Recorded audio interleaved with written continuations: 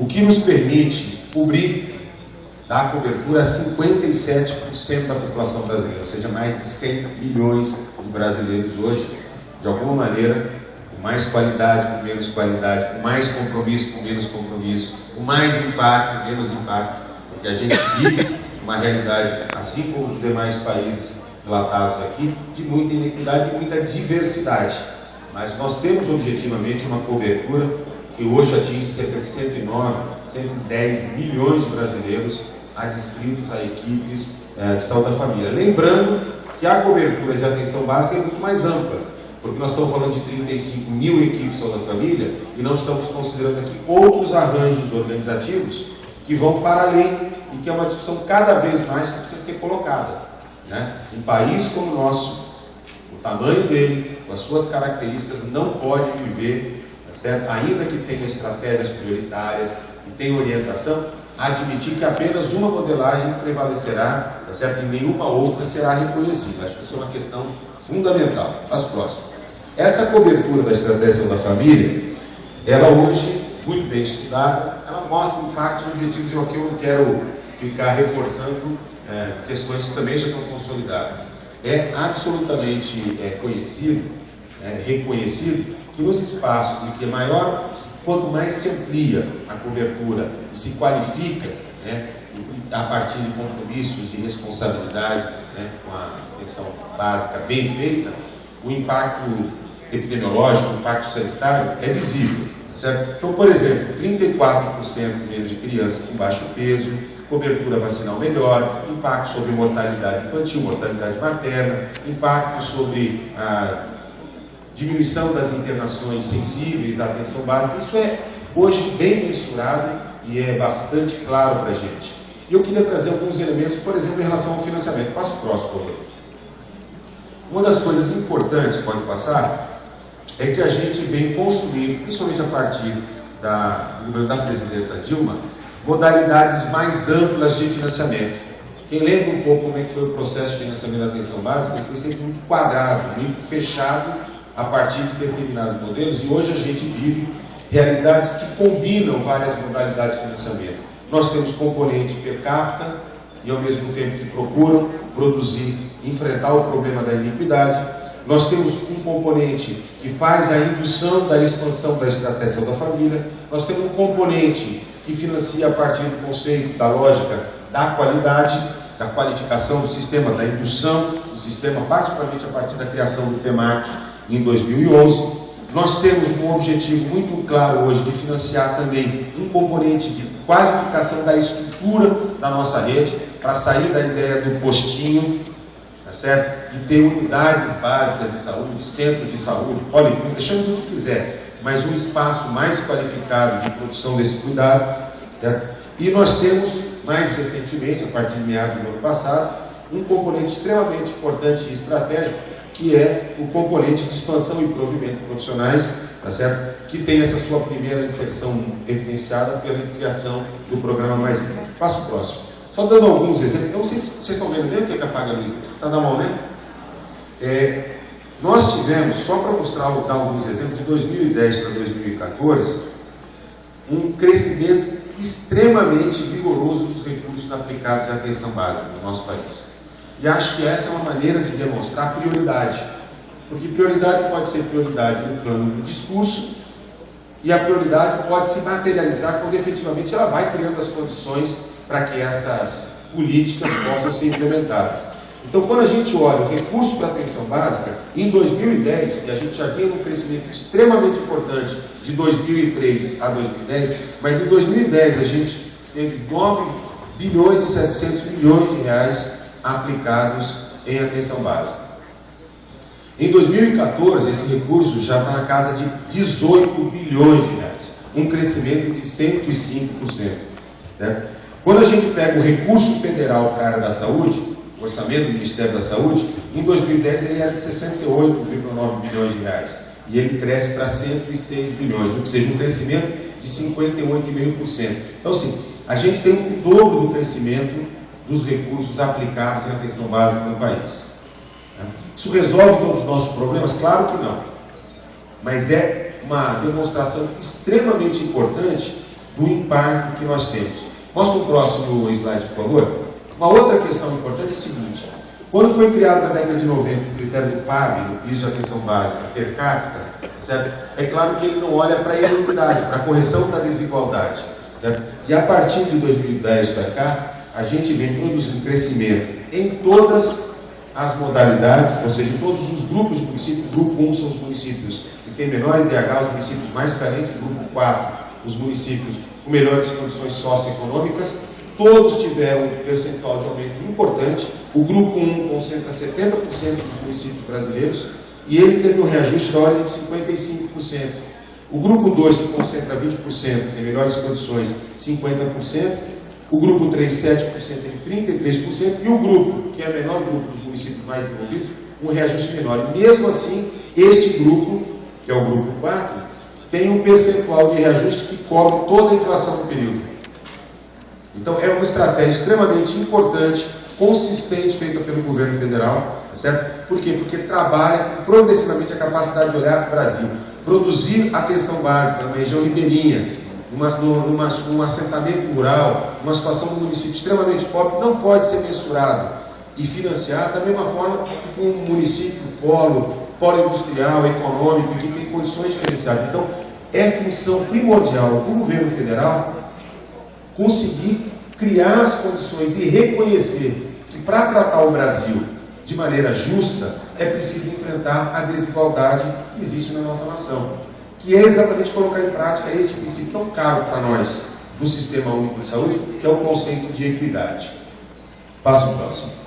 Aqui tem também o dimensionamento, o quanto que cresceu o PAB fixo, 44%, o PAB variável, que tem a ver com a expansão do número de equipes de saúde da família, 88%. No campo da infraestrutura, nós temos 1.070%. A presidenta Dilma, de fato, priorizou, e eu vou mostrar esses dados aqui de maneira muito clara, quando a gente inclui as próprias emendas parlamentares, né, e nós temos que ficar de olho nisso, porque a partir desse ano, uma decisão que não me compete aqui julgar o mérito, né, mas que ela passou a ser uma realidade, nós passamos a ter emendas impositivas, 4 bilhões e 800 milhões de reais do orçamento da saúde este ano são destinados pelos deputados e senadores. Então nós estamos cada vez mais organizar a nossa ação e a nossa articulação política para que esses recursos possam ser aplicados a partir de planos regionais, planos locais, que façam sentido e não desorganizem a nossa rede, não desorganizem o nosso trabalho, se articulem com o processo de implantação do SUS. Tudo leva a crer, está sendo lido o relatório anteontem, em Brasília, do relator que está com a medida, que para o ano que vem prevalecerá novamente e deve se transformar numa emenda à Constituição o orçamento impositivo, destinando 50% das emendas obrigatoriamente para serem gastas na saúde. Agora nós não vamos usar antigamente se sentir esse projeto aqui tecnicamente é ruim, não tem a ver com a rede, etc. Ela é impositiva, certo? Mesmo que ele seja tecnicamente ruim, nós vamos ser obrigados a executar. Uma distorção. Não tem muito sentido. Mas nós vamos ter que fazer dessa situação nova uma situação que seja favorável à organização do sistema único de saúde, não que desorganize. Tá? Vamos em frente. Uma outra situação que eu quero destacar é a qualificação do processo de trabalho. Passo para o próximo. Nós estamos agora, a partir de 2013, 2014, universalizando a possibilidade de acesso ao PEMAC, que é o Programa Nacional de Melhoria do Acesso e da Qualidade na Atenção Básica. Portanto, 30 mil equipes de atenção básica, 19.700 equipes de saúde bucal, 1.800 NASFs, nossos grupos de apoio à saúde da família, e 860 centros de especialidades odontológicas já passam a produzir também, a partir do processo de avaliação, não só uma indução de um investimento mais qualificado, podendo dobrar o valor que as equipes, o repasse para as equipes, mas o objetivo de produzir uma contratualização, reafirmar compromissos e induzir processos de modificação concreta da nossa realidade que produzam uma atenção básica mais qualificada. Próximo. Então, inclusive nós estamos agora já em fase final de avaliação e a ideia é que até maio, junho, a gente já tem efetivamente todas as equipes avaliadas, podendo, portanto, dobrar o repasse para as equipes. Um censo que foi realizado em agosto do ano passado com 67 mil usuários da atenção básica em todo o país nas equipes avaliadas pelo PEMAC, mostram que 79% da população avalia o cuidado como bom ou muito bom. E 86% disseram que recomendariam a um amigo ou familiar o uso da unidade básica de saúde. Depois eu quero terminar a minha intervenção voltando a essa informação. Por que quando se faz as pesquisas de avaliação de satisfação dos usuários com a saúde aparece como o principal problema do país, quando a gente tem dados como esse? Quem usa o SUS, por incrível que pareça, né, quando a gente olha as críticas ao sistema, tem uma avaliação dessa natureza. Quando a gente faz a avaliação de quem usa os hospitais públicos, etc., é a mesma coisa. Tema para reflexão. Passo próximo. Outro aspecto importante é a qualificação da infraestrutura. Pode passar. E eu queria chamar a atenção, lembra que eu falei que tem mais de 1000% de aumento dos recursos para a infraestrutura? Olha o que está acontecendo de norte a sul do Brasil, com recursos do governo federal, mas também com recursos dos municípios e, em alguns, com recursos dos estados. Tá certo? Nós estamos, nesse momento, construindo 10.121 unidades básicas em 3.838 municípios. Em execução, já tem 3.791, 1.446 já concluídas e o resto em preparação, mas com recursos garantidos. Então imagine quando nós tivemos na história da saúde pública brasileira, num período tão curto, um investimento em qualificação da infraestrutura dessa natureza. Nunca. Para ampliação, são 8.506 outras unidades básicas, em 3.189 municípios. 1.408 já concluídas e 3.912 em execução e as demais em preparação. E em reforma, outras 8.349 UBSs em 2.885 municípios. 2.806 já concluídas e 2.811. Para quem quiser somar, dá mais ou menos uma coisa seguinte. De 2010 para cá, 27 mil unidades básicas ou estão sendo construídas ou estão sendo ampliadas para deixar de ser postinho e virar um espaço mais qualificado para as equipes, ou estão sendo reformadas para dar condição digna. Essa é uma mudança, e quando foi lançado o programa Mais Médico, se dizia, entre outras coisas, que nossa rede não estava qualificada, não tinha infraestrutura para fazer cuidado. Nós mostramos, em primeiro lugar, que não era preciso ter todas as condições do mundo para prestar um bom cuidado básico, mas é fundamental ter boa infraestrutura. E o Brasil está se preparando, está se qualificando para isso. Esse investimento, só para você ter noção do tamanho da grandeza, é da ordem de 3 bilhões e 500 milhões de reais, só com recursos federais. Que é claro que também as prefeituras entram, os estados entram com parte significativa dos recursos, que a gente não consegue nesse momento ainda quantificar. Mas é um volume vigoroso. Passo para o próximo. Isso. Eu queria destacar também no campo da qualificação da infraestrutura o desenvolvimento do ESUS Atenção Básica, que vai trabalhar com informações individualizadas a partir do Cartão Nacional de Saúde, produzir o prontuário eletrônico, né, criando toda uma estrutura de conectividade. Nós vamos lançar agora em maio um plano de conectividade. São 14 mil unidades básicas de saúde que hoje não têm conectividade, do esforço do Ministério da Saúde e do Ministério das Comunicações, para garantir, seja por satélite, seja por infovia, por rede de cabo, né, cabota. De qualquer maneira, nós vamos conseguir conectar toda essa rede. Por quê? Porque possibilidades como telesaúde, como poder transmissão de dados, enfim, ligar em rede, o que é fundamental hoje para utilizar as ferramentas de TI, passam por produzir a capacidade de conectividade. Muitas unidades hoje têm computador e funcionam como se fosse uma máquina de datilografar, né?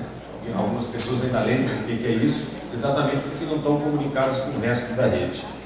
Lembra o que é máquina de datilografar? Claro que lembramos. É mais ou menos assim que funciona. Outra coisa importante, pode passar o próximo, que a gente conseguiu a partir desse ano, é estender os serviços 0800 de telesaúde para todas as equipes do PEMAC. Como todas as equipes de saúde da família hoje estão no PEMAC, significa que toda a nossa rede hoje tem a possibilidade de contar com suporte de telesaúde. Passo o próximo, por favor. Então, olha, destacando aqui alguns enfrentamentos, só fazendo uma síntese. Enfrentamentos fundamentais que têm sido feitos, são concretos, são realidades. Podem não ser perfeitos, podem não dar conta de toda a realidade do mundo, mas é um avanço imenso produzido de 2010 para cá. O aumento recorde de financiamento, a mudança da lógica de financiamento com a criação de outros componentes, o investimento de 3 bilhões em mais de 20 mil unidades, a implantação do ESUS, o telesaúde, a ampliação do acesso, o PEMAC. Eu não falei ainda aqui, mas não vou me alongar muito, mas é fundamental a expansão da assistência farmacêutica que ocorre com toda a nossa atenção básica. Passo o próximo. Mas eu queria gastar mais um tempo também trabalhando alguns outros desafios. Eu queria trazer algumas reflexões. Um dos grandes desafios que a gente tem, né, e é o mesmo desafio que tem o Equador, provavelmente a Argentina deve ter também um problema, e boa parte dos países, inclusive o chamado mundo desenvolvido, primeiro mundo tem, é como lidar com o processo de provimento e economização dos profissionais de saúde, em particular os médicos, que acabam sendo em praticamente todos os países a categoria profissional da área da saúde que apresenta a maior dificuldade. Ok. Passo o próximo. Então, eu talvez nem tenha tempo de falar tudo, você me avisa quando acabar, porque eu só lanço os desafios e deixo. Mas eu queria falar um pouco disso. Quando a gente fala do nosso programa de interiorização chamado Mais Médico, muita gente acha que ele se restringe apenas a trazer profissionais cubanos para trabalhar no interior do país. Isso não é verdade, certo? O Mais Médico ele tem um componente extremamente importante de infraestrutura, de formação e educação em saúde, certo? E de provimento emergencial. Passo o próximo. Então, nós vamos sair de 374 mil médicos para 600 mil médicos no Brasil em 2026. É claro que nós não queremos só a quantidade. Nós temos o desafio de formar profissionais comprometidos e aptos a trabalhar, inclusive na atenção básica. Para isso, estão sendo criadas 11.500 novas vagas de graduação até 2017, 12.400 novas vagas na residência médica, para a gente universalizar o acesso. E a ideia é que progressivamente isso possa se ver também com todas as profissões, na ideia de que a residência multiprofissional tem um papel estratégico. Então, trabalhar com esse conceito de qualificar o nosso processo de formação, garantindo mais atendimento tanto para a periferia como para o interior, inclusive no processo de formação. Então, se vocês olharem o mapa da criação das escolas médicas, então, nesse momento estão em curso, elas não seguem o padrão tradicional na capital e aonde já tem faculdade. Certo? O processo efetivamente de interiorização, norte, nordeste, grandes cidades da região sudeste que não contavam com, do sul, que não contavam com faculdade de medicina, vão passar a poder estruturar suas faculdades. Passa o próximo, por favor. Aqui, aí nesses cartogramas, a gente apresenta aqui nos 4 ciclos como se deu o processo de implantação e de fixação dos profissionais do Mais Médico dentro desse esforço emergencial. Então, o primeiro ciclo, que foi o ciclo que a gente realizou no ano passado, entraram 1.136 médicos. Vejam que ele vai respondendo exatamente às áreas de maior vulnerabilidade, porque vulnerabilidade e necessidade foi o critério que norteou o processo de fixação dos profissionais e distribuição dos profissionais. No segundo ciclo, nós já tínhamos 6.435, no terceiro, que está aqui no canto esquerdo inferior, 9.500 médicos, o quarto ciclo, 13.235, e levamos à presidenta Dilma, agora no final do mês passado, a proposta de criar um quinto e último ciclo. E ela aprovou. Por quê? Porque nós tínhamos identificado 180 municípios muito vulneráveis que não tinham aderido ao Mais Médico. Então nós criamos a oportunidade desses 180 municípios aderirem, quase 130 aderiram, e nós identificamos dos municípios que já tinham aderido, aqueles que eram muito vulneráveis e que pediam ampliação. Então nós fizemos um quinto ciclo, por isso que hoje, até o final agora do abril, nós teremos 4.119 equipes completas de norte a sul do país, dando prioridade, hoje já definido ao número final, tá certo? Não faremos um sexto ciclo, tá certo? Quer dizer, não só ultrapassamos a meta, né? Mas mais do que ultrapassar a meta, fazer um provimento de fato aonde mais precisava. Certo? Pode passar. Então, esse quinto ciclo, pode passar, é um ciclo que aloca mais 854 médicos em 210 municípios escolhidos, exatamente. Por isso que 56% deles estão no Nordeste, 20 e tantos por cento deles estão na região Norte. Porque quando a gente olha exatamente a ideia da correção da iniquidade. Passo o próximo. Aí eu queria que vocês olhassem, esse é um debate importante, porque foi uma grande polêmica nacional.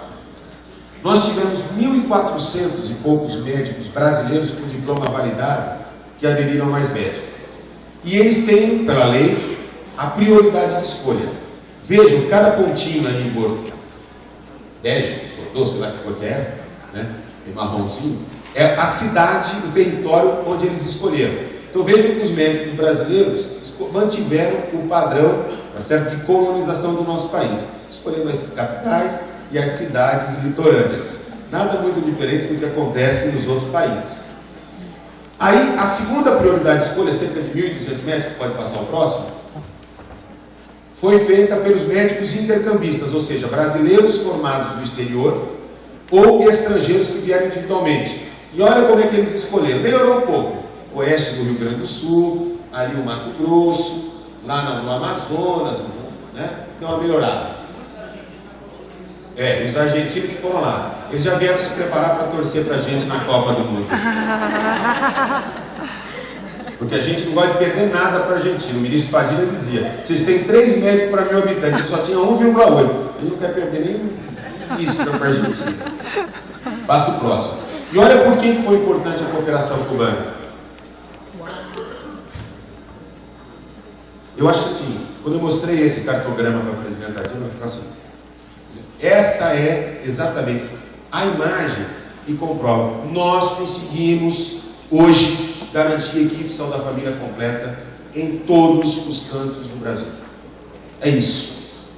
Certo? Então você joga onde está branquinho, joga aqueles outros, os outros médicos brasileiros intercambistas, a gente cobre 100% do território nacional. Então hoje a atenção básica à saúde não é que ela está dada, mas as condições para que a gente tenha, pela primeira vez na história do nosso país, depois de 20 anos de construção da estratégia da família, poder trabalhar com equipes completas, é a primeira vez que a gente tem. E nós vamos ver o que vai acontecer nesses próximos 3 anos. Passa o próximo. Pode passar.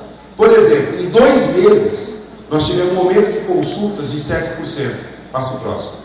Nós tivemos 27,3% a mais de diagnósticos de hipertensão, 14,3% mais de diagnósticos de diabetes, 17,3% identificados transtornos mentais.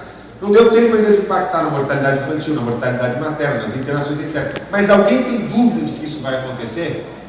Lembra aquele meu primeiro slide? 80% de motivos que levam alguém a procurar serviço de saúde são resolvidos com uma atenção básica qualificada? O problema é que a gente fazia atenção básica capenga. Passa o próximo. Eu não vou ter tempo de fazer aqui, contar um pouco do que está acontecendo. Mas eu vou dar só um exemplo, passo próximo, dessa cidade, Sítio do Quinto, no interior da Bahia. Por que eu vou dar? Porque eu era secretário municipal de saúde até dia 31 de janeiro, e da direção do Conasense. O que a gente, em agosto, estava discutindo com o Ministério da Saúde? Que quando completasse, primeiro que todo mundo tinha dúvida se ia chegar mesmo nos 13 mil médicos, né? Se esse negócio ia dar certo. Nós tínhamos dúvida. Afinal de contas, nós nunca tivemos um programa de provimento e interiorização dessa natureza, sem contar outros 3.500 médicos que entraram pelo provado. São 17.500 médicos. Certo?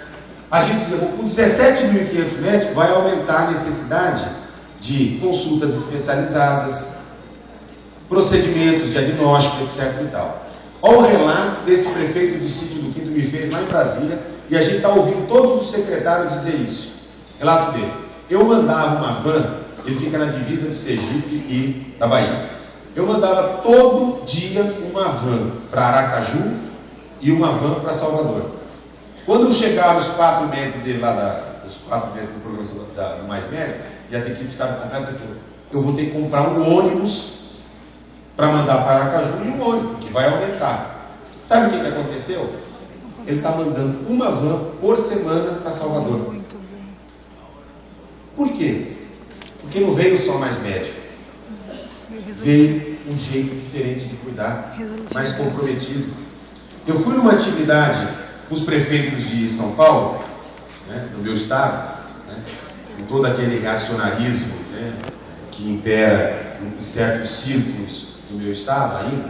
Eu espero que o Alexandre Padilha resolva isso ano que vem. Olha o relato de um determinado presidente de uma Câmara de Vereadores.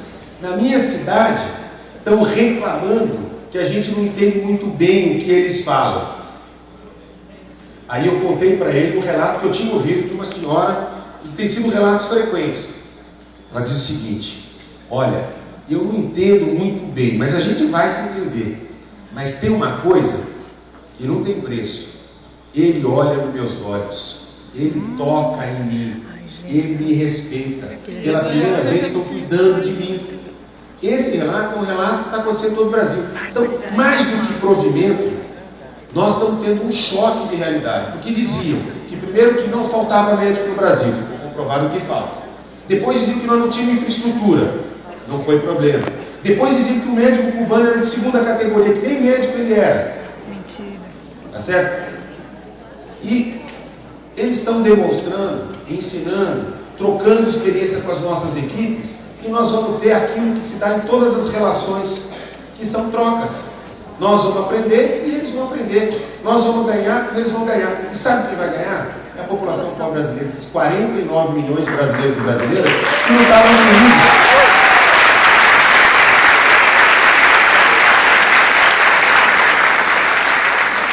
Bom, como eu já disse que meu tempo já acabou, né? Pode passar, vou passar rapidinho, vou tirar algumas coisas, passa, não vai dar tempo de falar tudo. Pode passar. Tem os relatos, vamos lá. Ó, não é por menos que 84,3% da população avaliou como positivo. Eu fui participar de um seminário promovido por um grande jornal do país, e ele fez uma pesquisa sobre o grau de satisfação da população brasileira com o programa Mais Médico. Certo? Aí deu 69% avaliam como ótimo e bom. E a manchete foi 31% não aprova.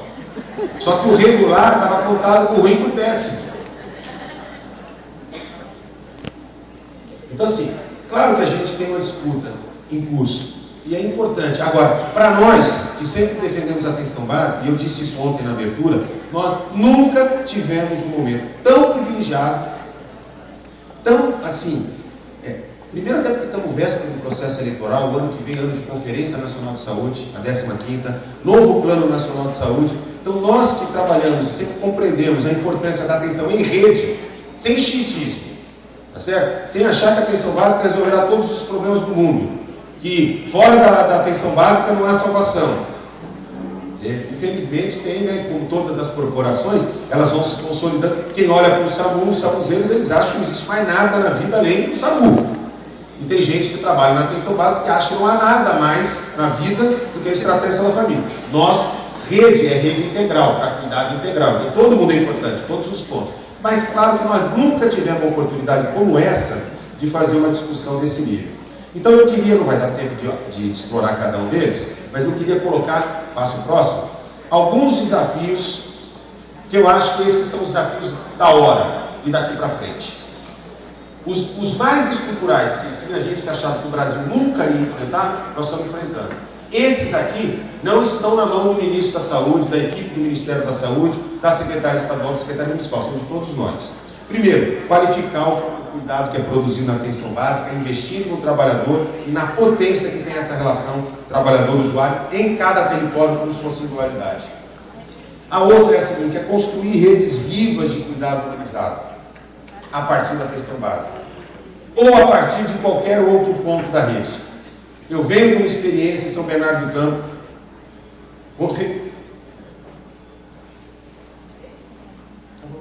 obrigado. Eu venho de uma experiência, tá certo? Como gestor municipal de 5 anos, etc., em que investimos pesadamente na atenção básica, na estratégia da família, na criação de dispositivos, de matriciamento, etc. Mas a ideia de que a rede básica é porta de entrada, etc., não deve nos engessar. Nós temos uma rede. Então, por exemplo, captamos muitos usuários, por exemplo, através das UPAs. E a partir da UPA integrada em rede, a gente pode cuidar melhor. Captamos muitos usuários por meio dos CAPs, da saúde mental. Captamos muitos usuários por outras possibilidades que existem na vida, inclusive fora da área da saúde. Rede é rede. Rede não pode ter um único sentido. Não faz sentido para a concepção de rede. Rede balança, rede acolhe, rede vira, rede dá tombo, rede rasga, rede se recostura.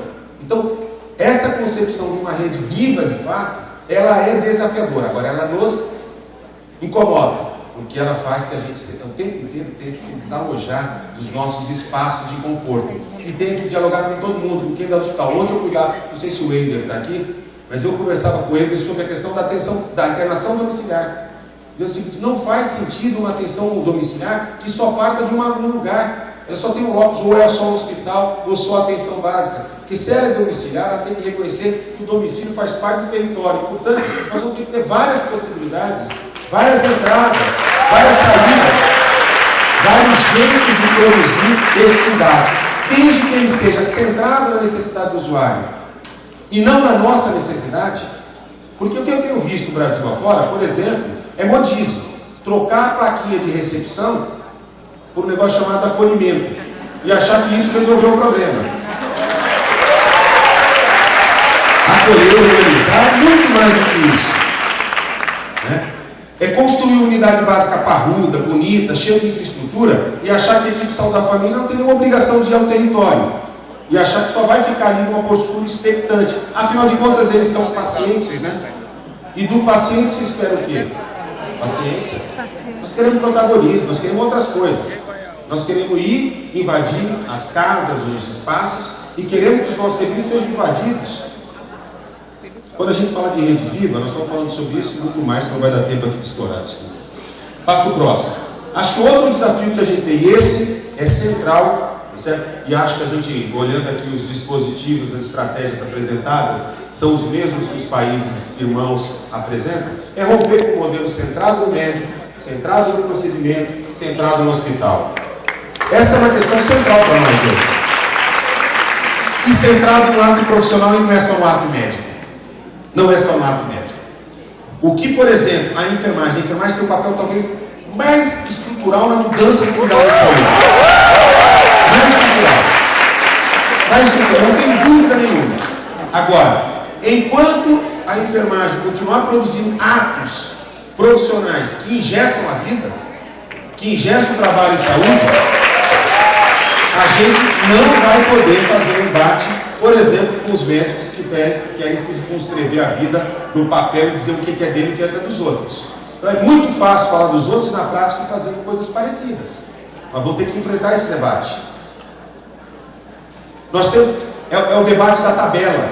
Por que eu tenho dito que nós precisamos acabar com a tabela? É claro que nós vamos ter que ter instrumentos de procedimentos, de pacotes de cuidado, até porque uma parte do nosso sistema se relaciona com o sistema privado, né, na forma de pagamento. Então vai ter que ter alguma modalidade. Mas essa lógica de tudo está na tabela, tem muita gente que não sabe que foi a 991. Aliás, só lembra da 993 para cá. A 991, na época que o Collor era o presidente da República, certo? Ela trouxe para a atenção básica e para o SUS a mesma lógica de pagamento por procedimentos do INAMPS. E isso não saiu da nossa alma. A gente registra a produção só quando tem dinheiro, e não porque precisa registrar para ter informação e qualificar a nossa ação. Tá certo? Então, talvez eu esteja falando muito mais como ex-gestor municipal, né, colocando o meu olhar de lá, mas isso eu não vou perder nunca não, do que como ministro. Mas eu acho que essa é a reflexão que a gente precisa produzir. Valorizar o trabalho em equipe, expandir as nossas estratégias como é o NASF, mas não se circunscrever ao NASF. Tem outras possibilidades de organização do trabalho das equipes e dos coletivos, das diferentes profissões em equipe. Mas não é colocar mais um para ele continuar fazendo sozinho. A gente entra em unidade básica de saúde hoje, que tem NASF, e os caras continuam tendo prontuário para cada profissão. Tem isso, gente. Quer dizer, completamente fora do que a gente imaginava. Tá? Próximo, por favor.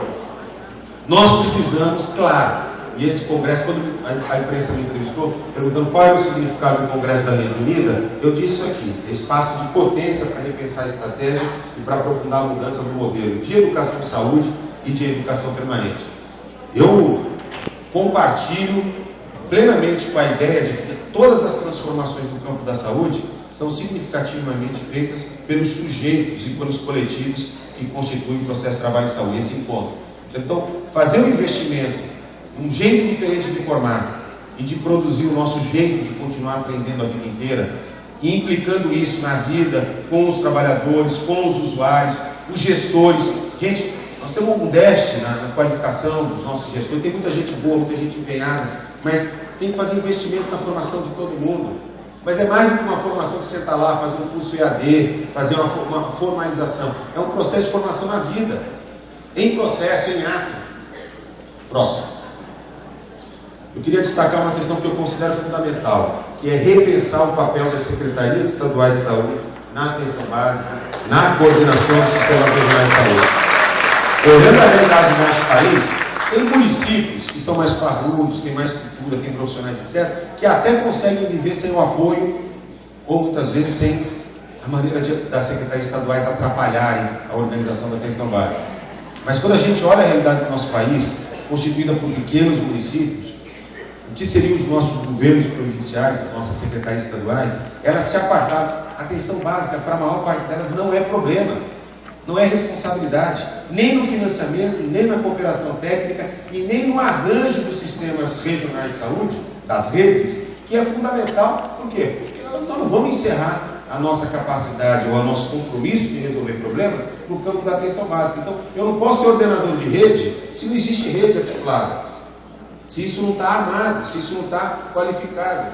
Então, a maior parte das nossas secretarias estaduais, historicamente, foram assumindo a responsabilidade por fazer gestão ou gerência de grandes serviços de saúde, hospitais, ambulatórios, etc, etc, etc. E eles foram perdendo a dimensão de que talvez o papel fundamental, mais importante das secretarias estaduais, é coordenar o sistema estadual, é produzir o arranjo, é mediar os conflitos entre os municípios, quer dizer, é jogar o peso que o Estado tem para poder harmonizar e, de fato, constituir as redes de fato. E esse é um problema que nós não vamos poder fugir. Nossa estrutura, estava conversando hoje de manhã com o Dorico sobre isso, o Dorico sempre insiste nisso, ele tem plena razão. Nós temos uma estrutura federativa que dá autonomia política, administrativa e financeira para mais de 5 mil municípios, 27 estados e para a União. Isso traz uma complexidade na produção do arranjo, da pactuação, para tudo, inclusive para a atenção básica, extremamente importante. Qual foi a estratégia que o Brasil fez historicamente? Então, finge que isso é um problema só dos municípios e larga lá. No caso da atenção básica, acabou quase que acomodando nessa situação. Agora a gente tem uma retomada do papel do governo federal, tá certo? E precisamos trazer os estados para esse processo. Eu queria destacar, eu já falei bastante sobre isso, a necessidade de respeitar a singularidade de cada território, né? Produzir atenção básica em assentamento rural, na periferia da grande cidade, ou numa cidade, por exemplo, super arranjada econômico e socialmente, em que o principal problema passa a ser cuidar dos idosos, solitários, etc., exigem das equipes jeitos diferentes de produzir. E aí a gente acha que os protocolos resolverão tudo. Gente, são instrumentos que nos ajudam a organizar o processo de trabalho, mas tem limites importantes. E se a gente quiser pasteurizar qualquer política no Brasil, vai dar errado. Tá certo? Não vamos produzir atenção básica numa aldeia indígena da mesma maneira que a gente faz numa aldeia de 11 milhões de habitantes, que é a cidade de São Paulo. Então, é uma questão fundamental de ser colocada. Estou acabando, próximo. Eu queria... Pode passar, ficou repetindo no slide aqui. Esse aqui eu queria trazer para vocês com uma grande preocupação. Nós temos 260 mil agentes comunitários e agentes de controle de endemia no nosso país. Papel estratégico fundamental. Estão se consolidando, estão à beira de votar uma regulamentação no Congresso Nacional que vai estabelecer piso, um monte de coisa, etc. e tal. É esse o papel que nós queremos dos agentes comunitários de saúde? Ele dá conta da nossa realidade? Esse diálogo eu quero fazer principalmente com os companheiros da enfermagem, que talvez sejam os mais incomodados na produção desse debate, mas é um debate que nos implica a todos. Qual que é o papel que está reservado aos agentes na produção do cuidado e na clínica?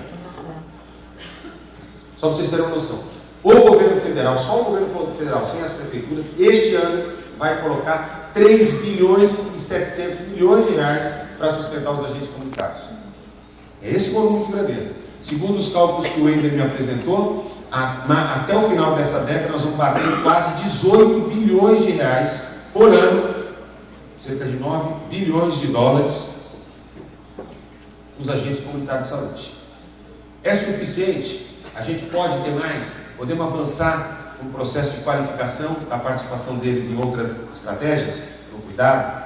Como é que vamos trabalhar a dimensão dos cuidadores? Nosso país está vivendo um processo de envelhecimento alucinado. E não são os idosos do passado, com toda a rede familiar de cuidados, que a minha avó teve, meus tios tiveram. São idosos, urbanos, solitários, sem uma rede de proteção social. Como é que nós vamos arranjar isso? Isso é problema da atenção básica no nosso país? Como é que nós vamos lidar a hora que a gente acabar com a miséria e com a pobreza, que se tudo der certo a gente vai continuar avançando para fazer. Nós vamos ter o mesmo desenho de relação com a comunidade que nós temos hoje? Bom, o último desafio que eu considero, penúltimo, que eu considero fundamental, o nosso nó na ausência de uma política de atenção especializada, um diálogo mais implicado, mais integrado com a atenção básica. Nós temos uma lacuna de formulação nesse campo da atenção especializada ambulatorial no nosso país. Tá? E por fim, agora é por fim mesmo, eu queria dizer o seguinte. Primeiro eu quero compartilhar de uma sensação, que é da gente não sofrer com os limites e possibilidades da atenção básica. Como eu já provoquei um pouco isso. Né? A vida e o cuidado em saúde não se encerra na atenção básica, mas ele se potencializa demais com uma atenção básica bem feita. E eu terminaria fazendo um último desafio. Como é que a gente trabalha no imaginário da população a consolidação de que a atenção básica tem um papel fundamental no cuidado da sua saúde, da sua vida, tá certo? E potencializa isso para o SUS. Porque quando a gente pergunta para a população brasileira o que ela quer médico, especialista e no hospital. E a gente vem produzindo há mais de 20 anos, tá certo? Um desenho que aponta para o outro desenho. Quando é que vai se dar o encontro dessas duas dimensões? Eu quero dizer para vocês que eu fiz, para mim, pessoalmente, um desafio. Quando eu assumi em 2009, a Laura sabe disso, que várias vezes eu conversei, a Débora, estou aqui, o Emerson. Em 2009, quando eu assumi a Secretaria Municipal de Saúde lá de São Bernardo do Campo, né, que é a cidade onde mora o ex-presidente Lula e a dona Marisa, eu disse o seguinte: o meu termômetro, assim, o meu indicador de avaliação, né, para ver se essa coisa deu uma girada, é se eu conseguir fazer com que o presidente Lula passe de fato a avaliar positivamente a unidade básica de saúde. Pudesse passar a incorporar no discurso dele, na compreensão dele. E uma das coisas mais interessantes que aconteceu foi que, efetivamente, hoje o Lula, quando vem alguém visitar, quando ele vai tomar vacina com a dona Marisa, ou quando ele vai fazer coisa, ele vai nas nossas unidades básicas lá em São Bernardo, tá certo? E ele sai mostrando, aqui é não sei o que, aqui está o painel das equipes de saúde da família, olha como eles monitoram para eles, conhecem o processo de trabalho, tá certo? Então eu acho que isso é um indicativo. Eu trouxe esse como uma referência para mim. Agora, não importa a opinião só do ex-presidente Lula. O que importa é a opinião desses 109 milhões de brasileiros e brasileiras que hoje dependem do SUS, são nossos usuários, são nossos clientes, são a razão, a essência do nosso trabalho em saúde. Se a gente conseguir fazer essa virada, fazer com que cada brasileiro e brasileira consiga compreender que aquela unidade básica, o território dele, é um espaço onde ele possa compartilhar todo o seu processo de prevenção, promoção e parte da recuperação da saúde. Ou, mesmo que ele tenha plano de saúde, mesmo que ele opte para fazer outros itinerários na sua vida, mas ele tiver confiança de que parte dos cuidados dele está ali, nós vamos ter cumprido o nosso papel.